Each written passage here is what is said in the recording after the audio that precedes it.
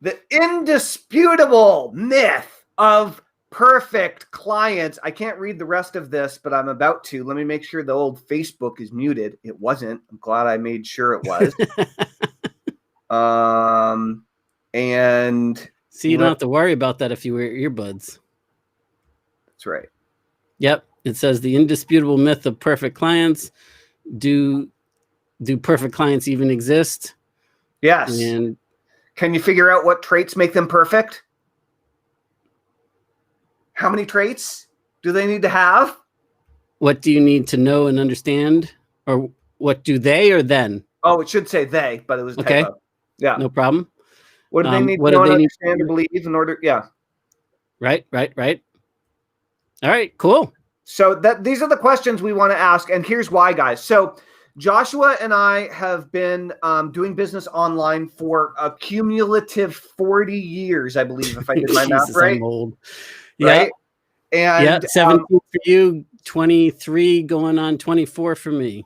Exactly. And so we've had millions upon millions upon millions of subscribers each that we're both writing to on a regular basis, creating offers for, creating funnels for, creating products for, coaching, advising. We've both been flown around the world for private consulting. We've been paid exorbitant fees for our minds by some of the smartest marketers in the world, I might add.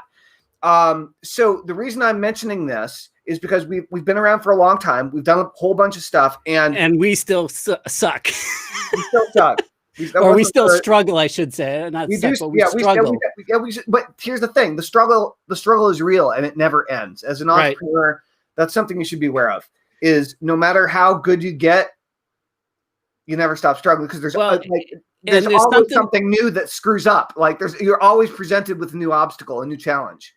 It's at least for me, I don't know if you feel this way, but it's so much easier for me to go in and work with somebody else, a client, and, in depth, whether that's, doing it for them or with them or just consulting with them.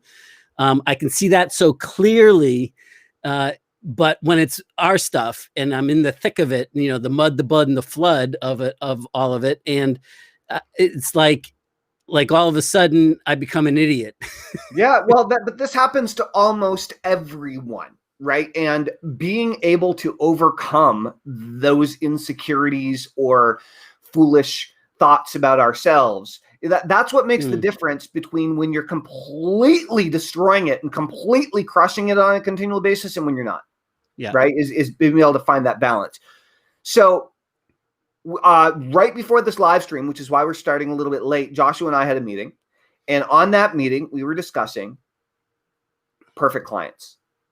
And specifically, we're talking about perfect NPOD clients, right? Perfect clients that when they go through our trainings, they come out the other side even awesomer than they were to begin with, without a shadow of a doubt. Like, who are the rock stars? And we have some advantages in figuring this out, to be fair.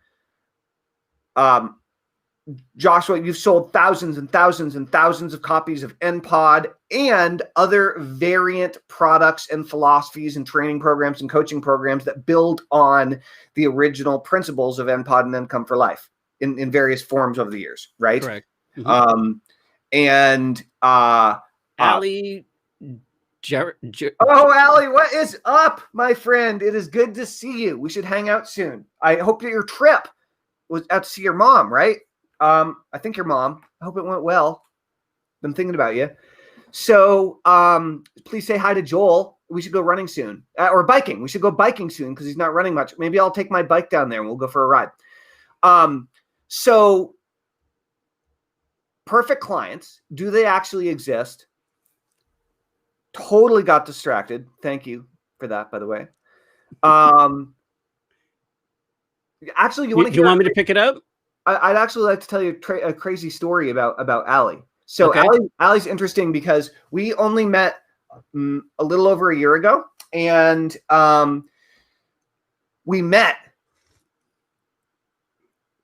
at the I'm not going to go into all the details, and please don't fill in any blanks to respect privacy. But we met at the magic school, and at the magic school, we were just talking, and we were in a class together, and discovered that her husband was the younger brother of one of the guys that I ran cross country with in high school. Neat. And I knew him, but he was several years younger, so we weren't like real close in high school, because he was like a freshman when I was a senior or something like that.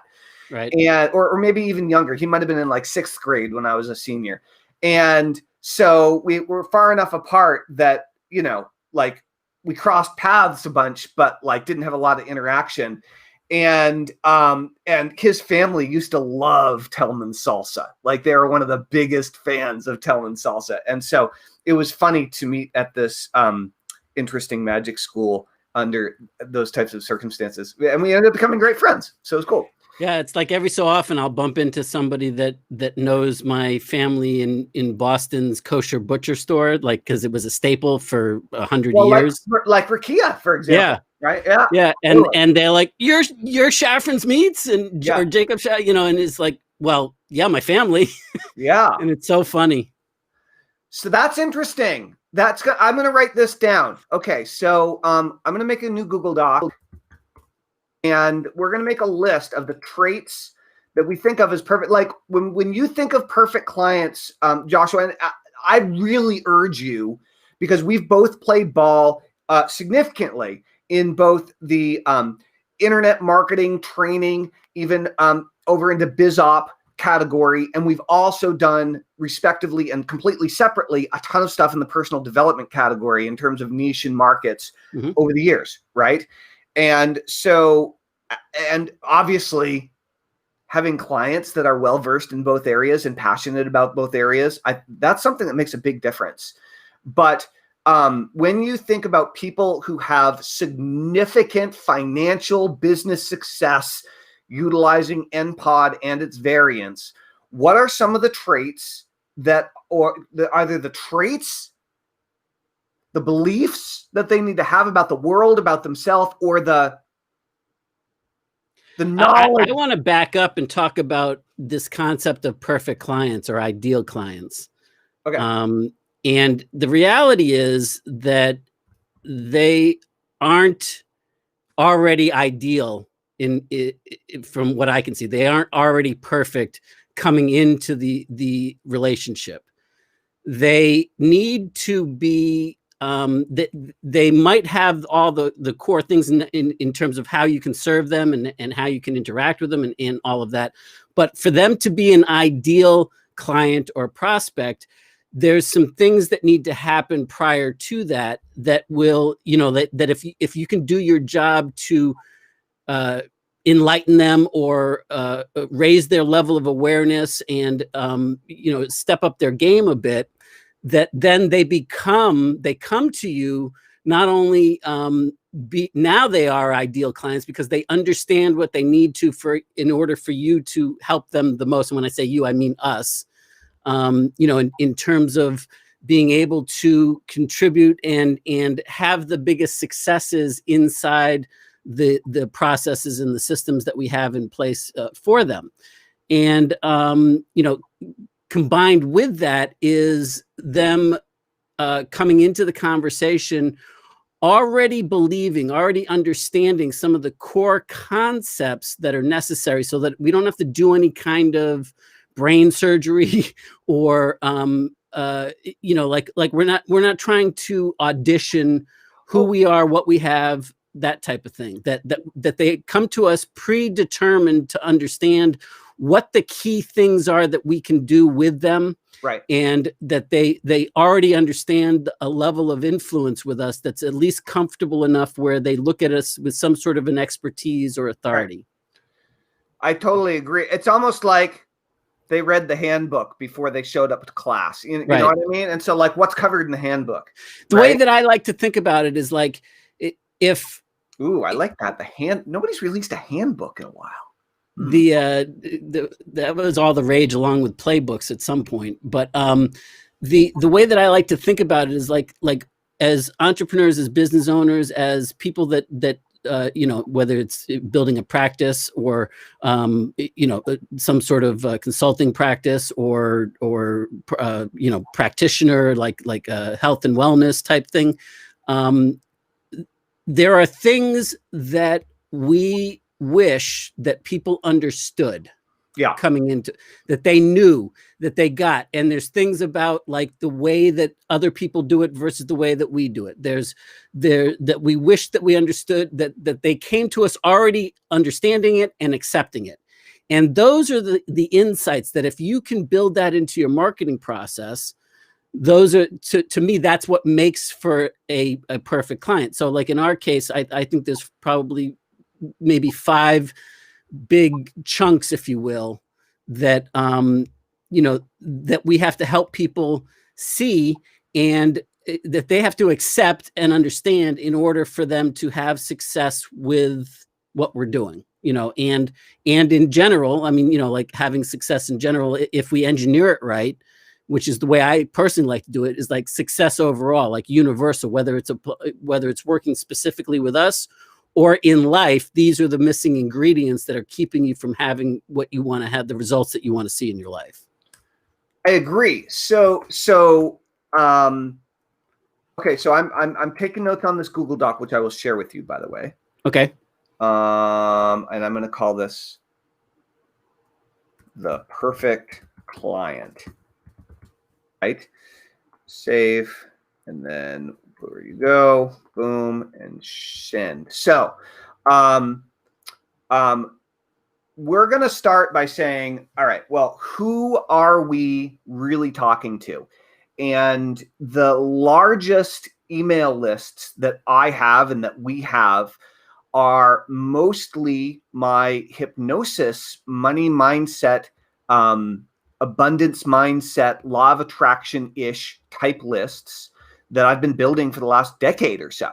Right. And that's where I have the biggest following right now. And most of those people are at the point where they're just considering starting their first online business or looking toward the internet for a way to make money, especially now more than ever, given the state of the world. Right? Or they're finally like looking to not be a professional student and finally, like they've been trying different things and pursuing different things and they've been interested in it, whether it's, network marketing or, some sort of internet based stuff or e-com or whatever. They've been playing at it, but now they realize that it's time to do more than play because they need an alternate source of income. Interestingly, these particular clients don't always respond well to things about meditation, about manifestation, and they don't always respond well to law of attraction. Mm-hmm. But what they do respond really well to are, over the years, are hypnosis sessions for money mindset, for wealth mindset, for abundance, for overcoming procrastination. One of our best selling sessions is called the Get Shit Done session. So it hypnotizes you to be more productive. So it's basically a spiritually, metaphysically inclined group of folks who are totally all in on hypnosis and certain other related aspects of kind of alternative spirituality, metaphysical, personal development, right? With a heavy emphasis on wanting to apply it to make more money in their lives. Mm-hmm. Right.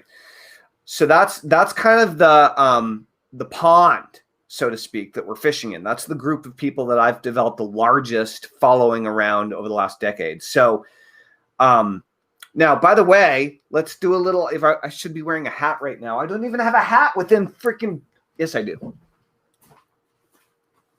All right. This is one of my running hats. Superpowers, in case you didn't know. And a little tip of the hat. I'll even take the hat off for Tim Irway, who has been introducing us to this particular way of thinking. And so a lot of these terms that we're using right now, we're totally pulling from Tim's playbook. So thank you for sharing those with us, Tim. So we want to talk to you a little bit about where, how, and why it sucks. This is called Suckville, right? Suckville. So if you're a money mindset, metaphysical student of personal growth, you like hypnosis, you like wealth hypnosis, you buy into that stuff and it works for you, helps improve your life. What is the situation that, like, what sucks for you right now? What is Suckville? Joshua, why don't you hit me with just paint me a picture of Suckville. I'll paint a picture of Suckville, and then we can do that with the opposite of Suckville. Awesome town, right after. Okay. Well, Suckville, I think for a lot of people, besides just that uncertainty of where the income's going to come from and not feeling like comfortable with that, that they can have a consistent stream of income coming in.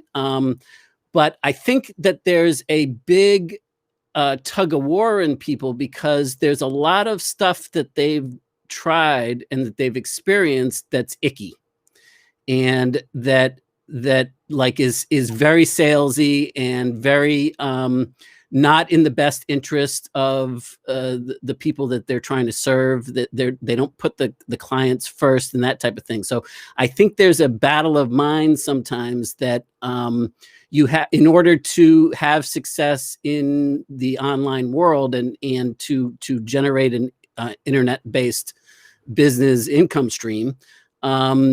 There needs to be, you've got to sacrifice your integrity and your values and your approach to, you got to be a sellout. And I don't want to be a sellout. I don't want to be, I don't want to sell my soul just to make money. And there's this feeling of that, well, at least I'm happy. Like I may not be rich, I may not be, having all this, but at least I'm happy. And that seems to be a standard saying. And in reality, they're really not all that happy because they're stuck, and they're saying that as a feeling to like make them feel a little bit more at ease and relief in that. But they're really kind of pissed that they feel like that it's an either or sellout conversation, and that you can't build a business serving other people and doing it with integrity and also doing it in a way that's congruent with who you are and what you stand for. Yep. So I think that becomes a big piece of the limitations that they come in with. Dude, I'll tell you what, I'm not going to name any names, but I had a text conversation fairly late last night with strangely a different younger brother of a different friend that I went to a different school with. And that's really funny. And who happens to live on an island. Just to make sure it's a totally different person. It totally is. And this guy is a badass. Like, he's in amazing shape. He built his own home. He's like living in the woods, homesteading, broadcasting on Facebook, and he got involved with a high ticket item, long-standing kind of MLM structured company, and for the love of God, isn't making any money. And his friend, overseas got him into it, and he can't figure out what he's doing differently and all this kind of stuff. And I'm like, yo, how much money do you want to? A total hippie, total hippie style. This guy, very sharp, very smart, very hardworking, and he's just like, I'm like, how much money do you want to make? He's like, $16,000 a month.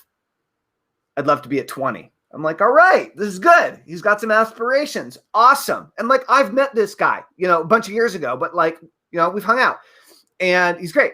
And then he might be watching right now. And I was like, well, how much are you making right now?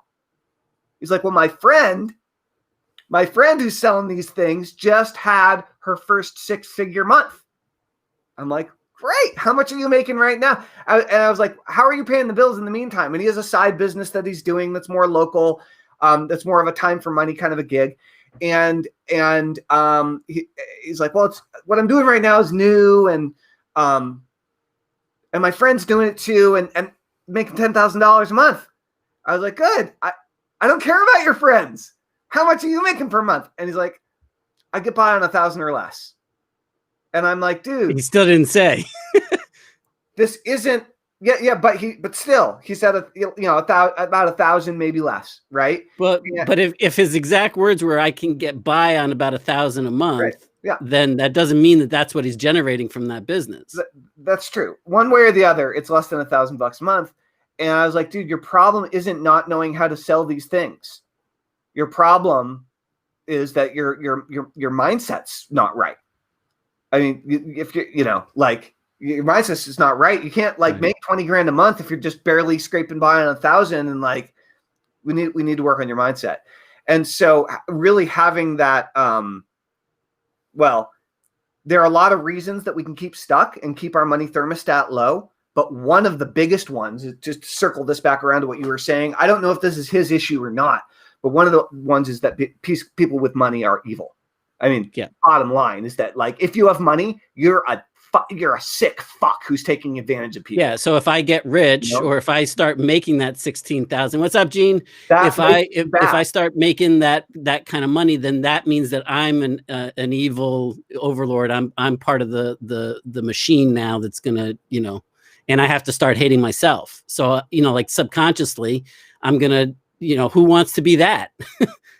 Right. So one of the things that people, and we can word this differently. What is that we need to have people get over the belief that rich people are evil, and that people are people and rich people are rich people. Right? Well, yeah. And that, I mean, one of my earliest mentors used to say something that I don't know whether it's an original statement or whether he stole it from somebody else, but he would say money just makes you more of who you already are. That's right. So if he would say, if you're an asshole before you have money and you now have more money, or now you're making money, you're a bigger asshole. Yep. Yeah. And there are a ton. I'm not really good at rattling quotes off the top of my head, but you guys have heard them your whole life. So, okay. So I got that written down as one of the beliefs that people might need to overcome. We'll probably come up with a lot more than 5. We might have to narrow these down. So, right. I mean, but I think at the end of the day, they've got it. There's two levels of belief that, or 3, right? There's belief that it's that what you're telling them is true, is real. So just relating it back to the story that you told about your friend in the thing, the reason why he's telling you what everybody else is making, and that a friend of his is making her, just had her first 6-figure month, is because now he's got at least belief that it does work. It is real. It's true. It actually will work. But now he needs to go to the second level, which is believing that it's possible for him to do it. And then connected with that is does he even want to,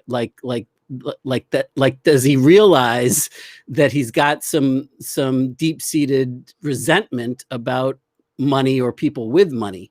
And I'm not saying that he does, but I'm just saying that's kind of the progress. And if you're just looking at it from that standpoint, it's believing that there's something out there that's legitimate, that can work, that is actually working for other people, that isn't just complete bullshit. Trash, right. Yeah, that isn't a scam.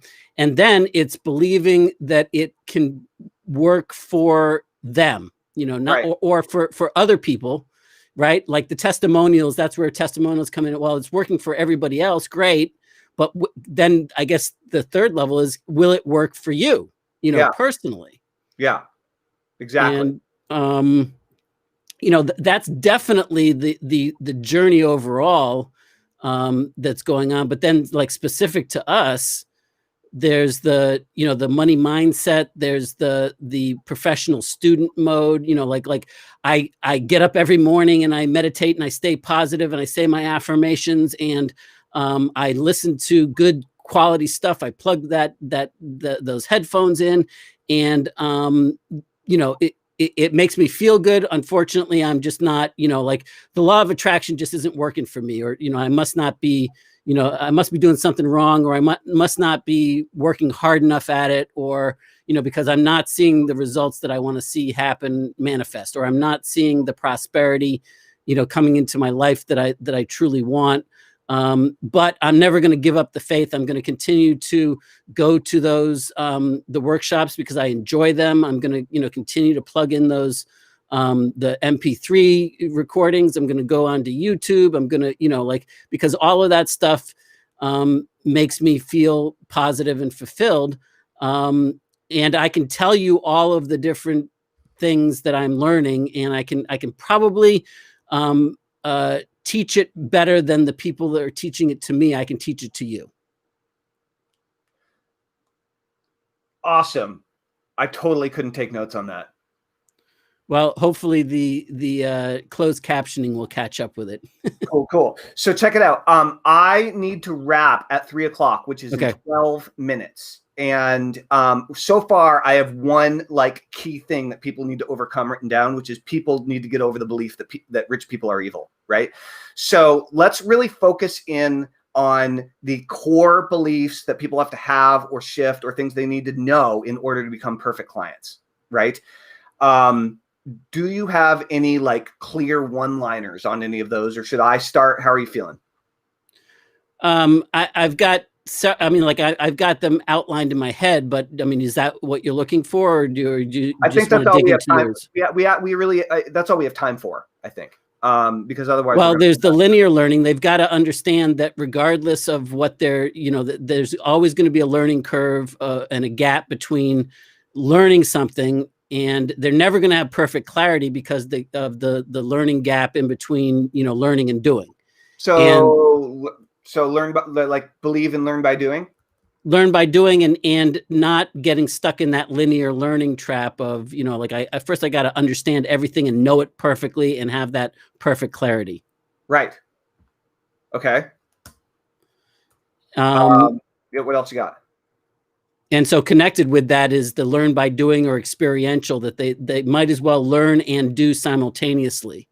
And so that if they're not actually applying at the same time that they're learning whatever it is that they want to do, they're truly not, they're not learning it. They're studying it. They're memorizing it to pass a test.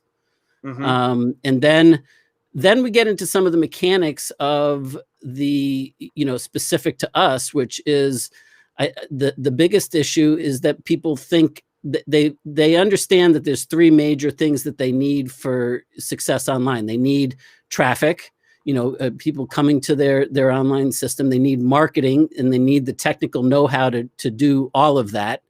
And they need a product to sell them. So, where people start they get it backwards is they start thinking about the product and all of that first. And they want to come up with the perfect, instead of gathering their audience first and building the relationship enough to have some influence and authority with them, so that there's so that they look to you for leadership and direction. So they think about right now they think about product first, and what's number 2 that they currently think about? Then it's the technical stuff. Yep, and then what's number 3? The technical stuff ties into the marketing, which then I don't want to be in sales. I don't like, I'm not, I it's icky. It's manipulative and all of that. And that they have to sacrifice their vision and values and integrity to do so. And then the final piece is, what's up, Christopher? The final piece of that puzzle is the traffic, or the traffic, the people, the audience. Yep. So and that usually comes as an afterthought, if ever at all. Like, all right, now that I have all this, who am I going to sell it to? Who wants this? And now I got to create demand.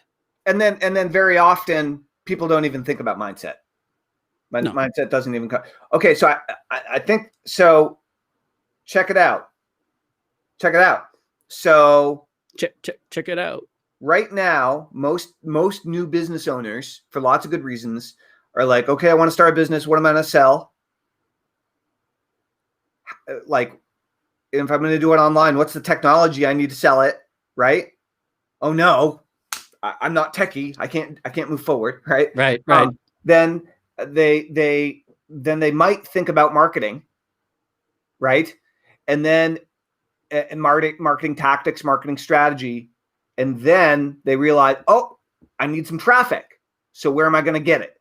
Right. And by the time they get to the traffic point, they don't have any money left. And they have to go back and get a job, and now their business idea didn't work. Right. Yeah. And it's like writing the book and, getting and then hoping that it's going to be a bestseller. Instead of but if you had a following of, that 1,000 true fans that respected you, that had, looked to you for leadership and direction, then you could pretty much write that book with them. In fact, I did it. That's how I stumbled on to the X Factor, right? Yeah. And you can serve them along the way and build rapport with them and build that respect factor so that you become even more of a leader, more of an authority in their eyes, and builds deeper influence. So, well, I mean, that's the backwards up approach. It's common day practice for you and me. That's how we think, is audience first, gathering your people together first and building the influence with them so that you've earned their attention. You've earned the right to guide them. You've earned the right to lead them in new directions. So, okay, now we may even, one of the shifts here is we need to change the order on these, but we might even add something in. And so the first thing that needs to happen is we need to change the order. Yep. Okay. The second thing. So process matters. It's like, a recipe, right? Yeah. Yeah. It's totally like a recipe. You put the stuff in the wrong order and you're done. You could have all the perfect ingredients in the right amounts. Put the cheese down on the tray first. Then the dough. Then you put the dough, and then you put the sauce on top and throw it in the oven and see what happens. Right? It's gonna be a mess.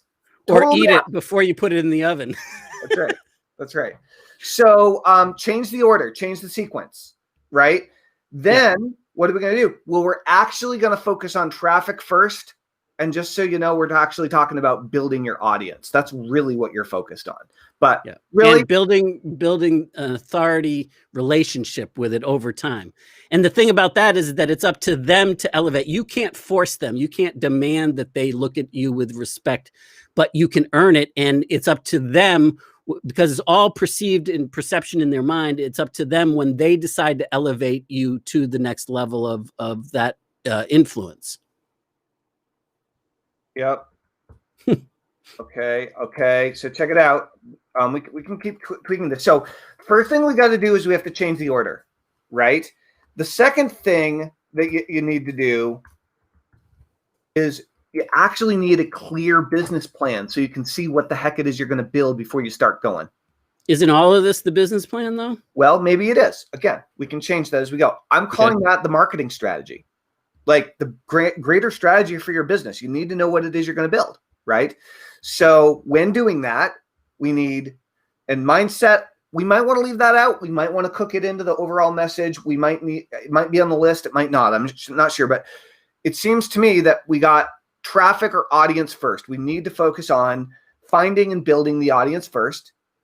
The second thing that we need to focus on is technology so that we can actually build our own audience, right? We need to know what are the tools and the technology that we're going to use it. And the third thing that we need to focus on. And with that, it needs to be like addition by way of subtraction, like simplify, not try all this other great stuff because of that, because it's available in the very beginning, pare it down to the minimum viable technology to get the job done, given what you're looking to create. Yep. And then we talk about products, and we haven't even gotten to the details about, are they your products and services? Are they affiliate products and services? The answer is yes to all of these things, possibly, right? So I see like what needs to shift or what they need to believe, what they need to understand. Currently, I have a list of 5 things, not including mindset. So first thing is change the order of the sequence. Second thing is develop a clear business plan and marketing strategy. Third is you need some traffic. You need to start building your audience.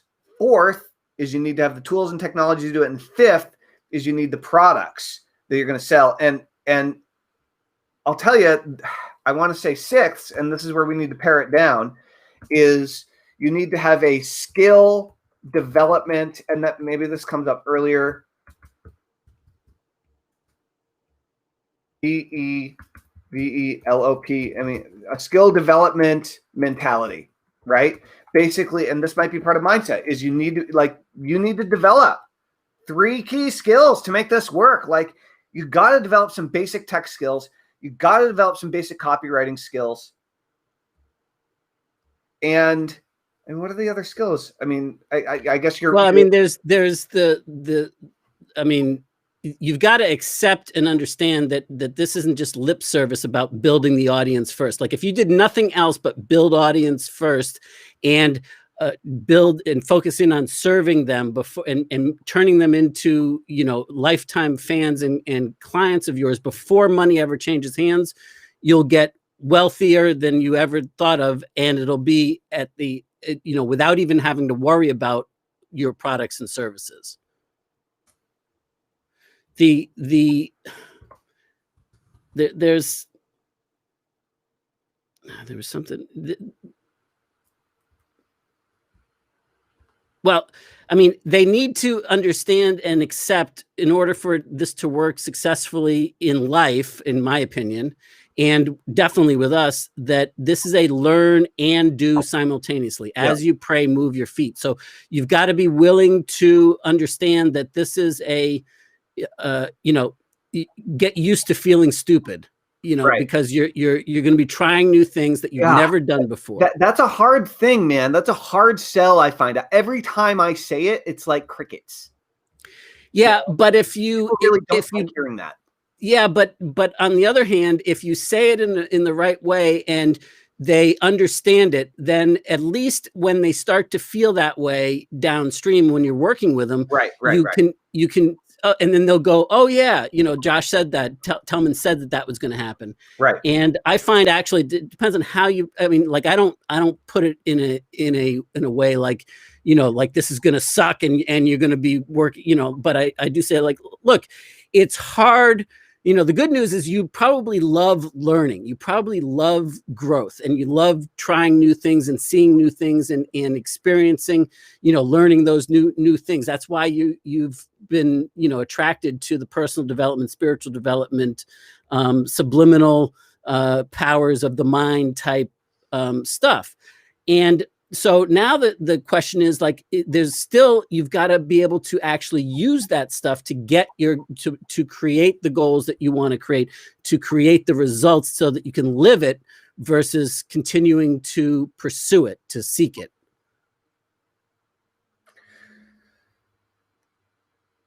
We're getting there, dude. So you want.